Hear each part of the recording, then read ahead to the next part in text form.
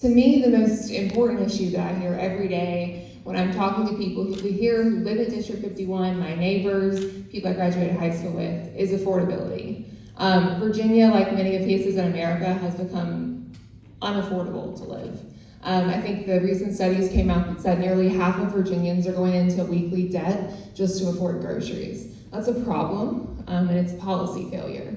So I think first what we have to do is we have to be connected to our community, and that's something I'm very proud of, is we have to be connected and be community first and not partisan first. And so when I look at solutions, I'm not going to look at solutions to serve my party or to serve anybody else except for the neighbors and the constituents in my district.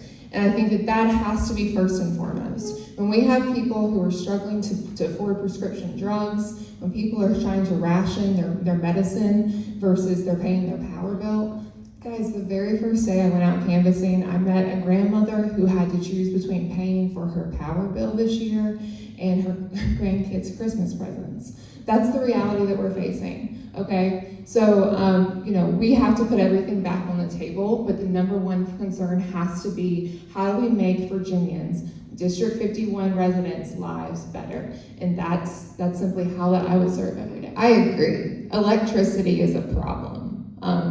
So that's why when I go and I look and I see legislators who are voting to allow public utility companies to funnel $15.2 million of your taxpayer dollars into campaign finances last year, that's a problem. When I see those same legislators who are voting to allow medical companies to come after your homes when you can't pay your medical debt, that's a problem.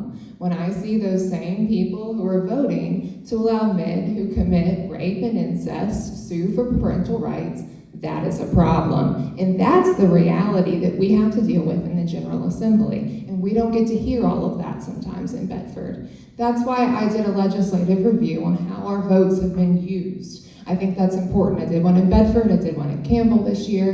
And guess what, guys? People don't exactly agree with how we've been represented. So the question was, what do I believe the job is? Part of the job is protecting private individuals and families and elderly and vulnerable and children from these massive corporations. Dominion Energy is continuing to ask for more money while they're making record profits. And I agree, Tim. I think the Virginia Clean Economy Act does need to be reworked. The fact that we're going to try to use a piece of energy legislation that was written before Virginia became the data center capital of the world is asinine, in my opinion. So it absolutely does need work, but we do not need to give corporations a free-for-all, because right now, Virginia has the most lax campaign finance laws in the entire country.